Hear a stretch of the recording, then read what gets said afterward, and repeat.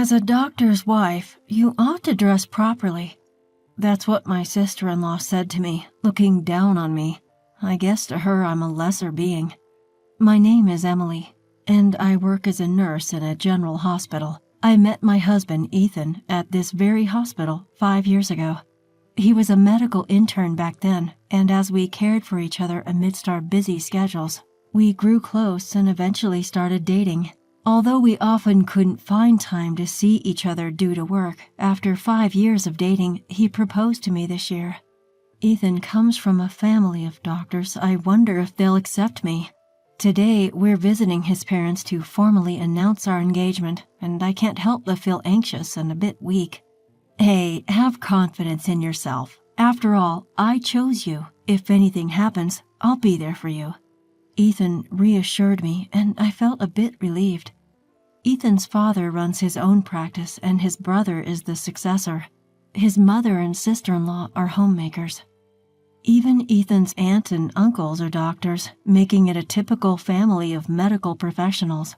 On the other hand, I lost my father at a young age and was brought up in a single-mother household. Wanting to become independent as soon as possible to help my mother, I decided to become a nurse. I studied at a public university thanks to a scholarship. I'm grateful to my mother who raised me, but I'm worried about the inevitable comparisons that'll be made. Having heard about how strict his parents were, I was incredibly nervous by the time we arrived at Ethan's house. To add to that, not only his parents, but also his brother and his wife and other relatives were there, as Ethan had announced he was bringing his fiancée. After introducing myself to each one, I bowed deeply. "So, Emily, what do you do for a living?" asked my mother-in-law, noticing my anxiety. "I work as a nurse. I met Ethan when he was a medical intern." As I spoke, Amy, the wife of Ethan's brother, interjected. "A nurse? Are you aiming for a more privileged marriage?" she asked, with a hint of mockery, which caused me to shake my head frantically in denial. "No way, that's not it at all." As I tried to explain myself, Ethan's uncle muttered, "There are nurses who aim for medical interns." An uncomfortable silence fell over the room. "What about your family? What does your father do?" Amy asked, and my voice faltered. "My father passed away when I was young." Seeing Amy's knowing look, I felt lost for words. "So you were raised by a single mother? I've heard of women who marry doctors for money," she said with an exasperated sigh. Ethan, sensing my distress, raised his voice in frustration. "Amy, isn't it rude to say such things at our first meeting? Emily is a hard-working person. She didn't want to burden her mother, so she put herself through public university. I've never seen a nurse as dedicated as her." His words made me blush. Amy apologized with a smile, but her eyes didn't hold any warmth. "I'm not ashamed of being raised in a single-parent household, and I certainly didn't marry Ethan for his money. But feeling unable to stand up for myself, I was on the verge of tears." Then Ethan's quiet father spoke. "It's impressive that you made it to a public university. Our sons weren't the sharpest tools in the shed. Well, we basically bought their way in with money." He said it with a straight face, but it was clear that this was his father-in-law's idea of a joke. Ethan and his brother-in-law had always been top performers since their school days. "You know, neither my brother nor I have fully grown up yet." With this exchange between the father-in-law and Ethan, the tense atmosphere loosened. Speaking of not growing up, Amy, Ethan's sister-in-law, seemed to be stuck in her parents' shadow. The brother-in-law shot a quick glance at Amy and made a sharp comment. Amy apparently graduated from a prestigious all-girls school.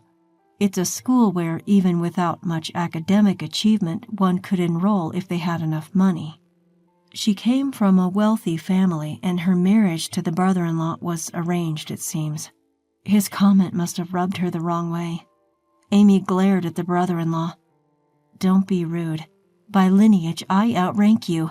Don't compare me with a child from a single-mother household." She then turned her harsh stare towards me. I had heard from Ethan that the brother-in-law and Amy didn't have the best relationship. Amy's high and mighty attitude apparently irked the brother-in-law. What's more, for some reason, Amy had suspicions about her husband's fidelity and would throw fits. She suspected that one of the administrative staff at the clinic might be his mistress and kept blaming the brother-in-law. The clinic where the father-in-law is the director isn't that big. There are only about 3 administrative staff. Though all 3 of them are young and attractive, Ethan insists that his brother wouldn't be foolish enough to get involved with an employee. Apparently, she misinterpreted some business emails between him and the staff. I never expected to witness a marital spat upon first meeting them. While I was feeling flustered, my mother-in-law stepped in to help. "Stop it. Arguing like this is unsightly." Chastened by their mother-in-law, the brother-in-law and Amy quieted down. Turning to me, the mother-in-law spoke softly. "There will be times when you face harsh words from those around you. Emily, are you prepared to marry into a family of doctors?" Faced with her question, I nodded firmly. There had been plenty of times when I was envied by senior nurses after starting to date Ethan. Ethan also experienced teasing from his colleagues about dating a nurse. Despite it all, we didn't lose heart, and our bond deepened. "All I can think about is marrying Emily. I hope you can all watch over us." No one objected, and they congratulated our upcoming marriage. Considering how strict his parents are, I expected them to object. But contrary to my expectations, both the father-in-law and the mother-in-law kindly accepted us. The only one who seemed unsatisfied was Amy, which concerned me. With the successful completion of our marriage introduction, we got registered. Our relationship didn't change just because we got married. The one thing that changed was the frequent invitations from Amy. "Let's go shopping tomorrow. I'll teach you how to dress appropriately as a doctor's wife." Amy often used the phrase doctor's wife. I was initially surprised at her invitation to go shopping, especially after her condescending attitude at our first meeting. But observing her, it seemed like she wanted to assert her dominance over me. She would buy and flaunt clothes that were beyond my pay grade. Even today, as we went to the boutique, Amy was buying loads of branded clothes. Seeing the amount, I couldn't help but marvel at how much her husband was earning. "I've told you before, why don't you quit nursing? Supporting a busy doctor husband is the wife's duty, isn't it?" While having tea after shopping, Amy chimed in. Here we go again, I thought. She keeps telling me every time we meet that I should become a homemaker. I consider nutrition. I've never used prepackaged meals. My floors don't have a speck of dust. Are you doing your part as a doctor's wife? Sure, sometimes we rely on ready-made curry pouches and the dust accumulates. It's made me doubt myself, and I've talked about it with Ethan. I asked if I should quit nursing and become a homemaker. Ethan, with a serious face, reassured me. I want you to continue nursing. I fell in love with you for your vibrant work attitude. He had told me before that he was smitten at first sight, seeing me treat patients with kindness.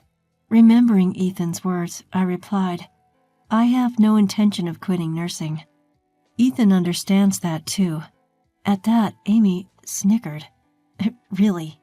I'm sure a low-bred woman like you will be cheated on soon enough. You're only good for your brains after all. Amy suddenly started to look down on me. I won't stand her belittling my household. I lost my temper and gave her a piece of my mind. So your only claim to fame is that you come from a rich family, right? You don't even get along with your husband. Maybe you should worry less about being cheated on and try trusting him more.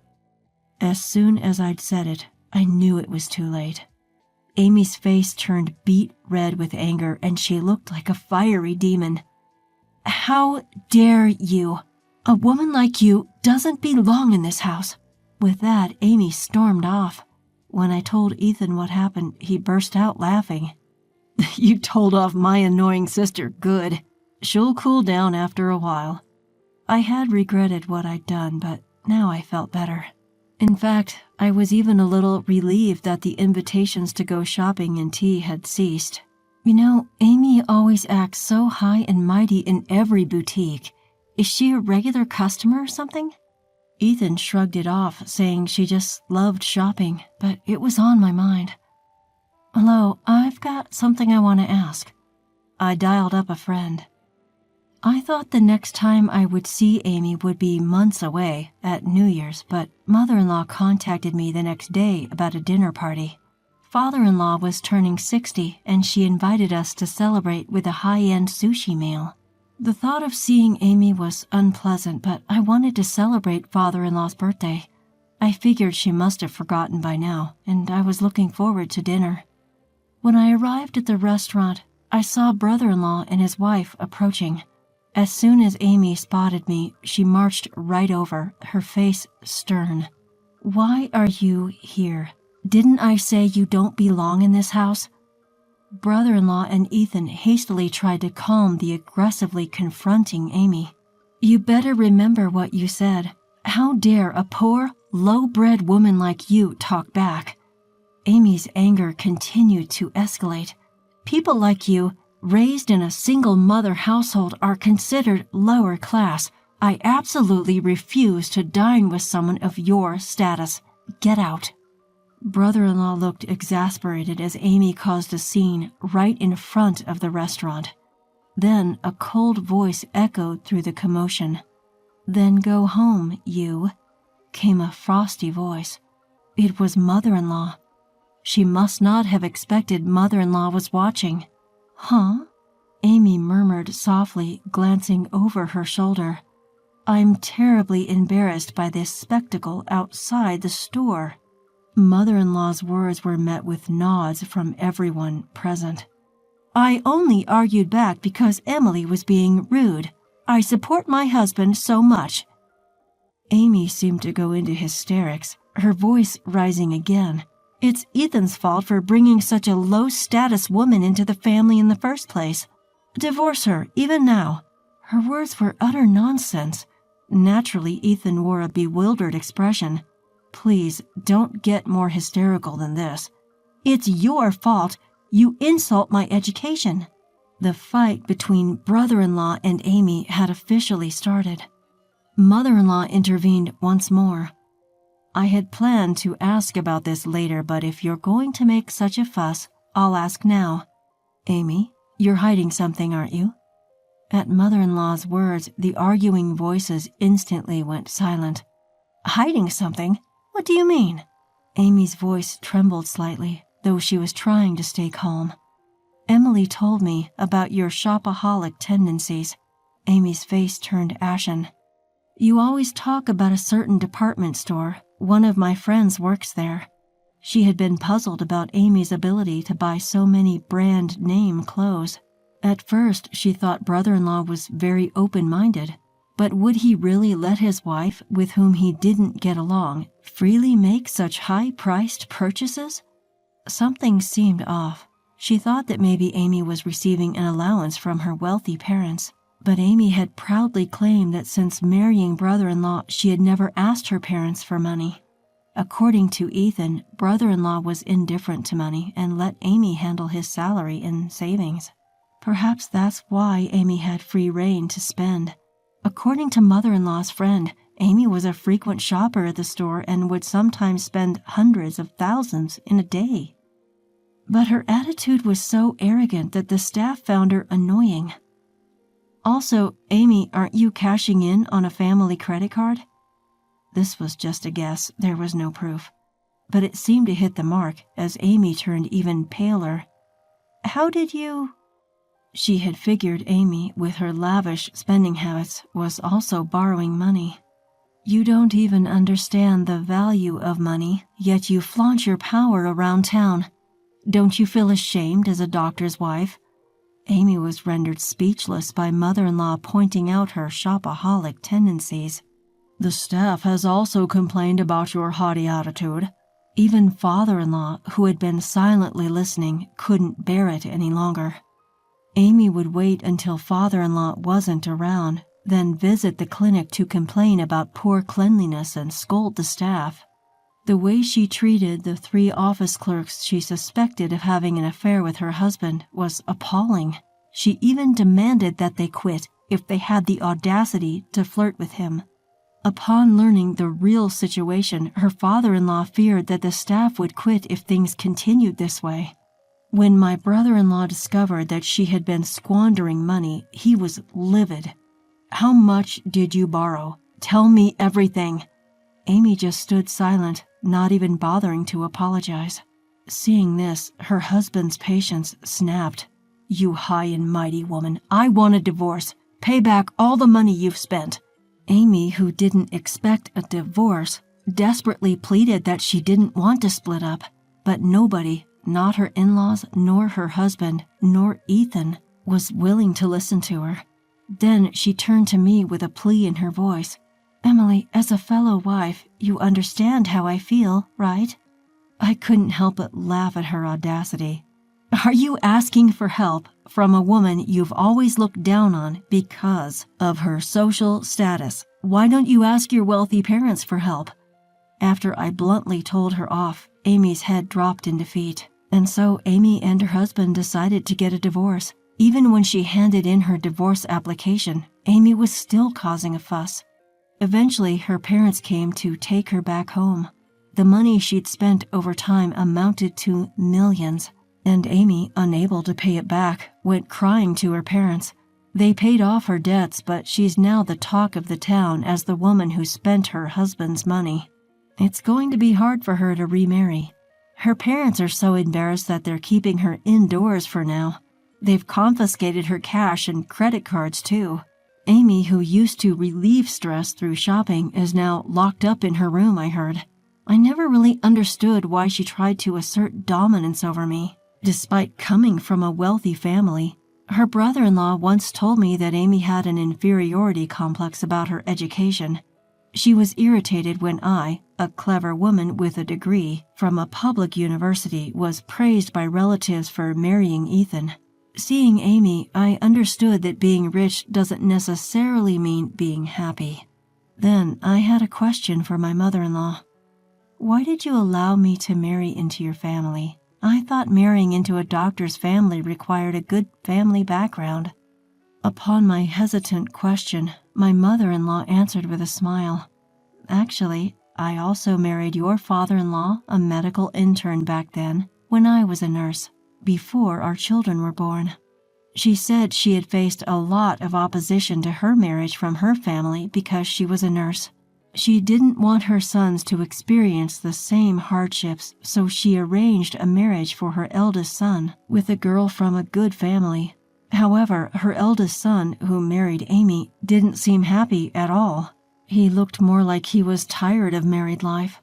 That's why she wanted her second son to be with the person he loved and was willing to approve it from the beginning. It was a surprise when my second son brought home a nurse. It seems blood doesn't lie, huh? My mother-in-law and I shared a chuckle. From then on, I worked as a nurse in my father-in-law's clinic. I guess he hired me because he liked the strength I showed by not letting Amy's nasty comments get to me. My salary is higher than before, and working close to my beloved family makes me feel really blessed.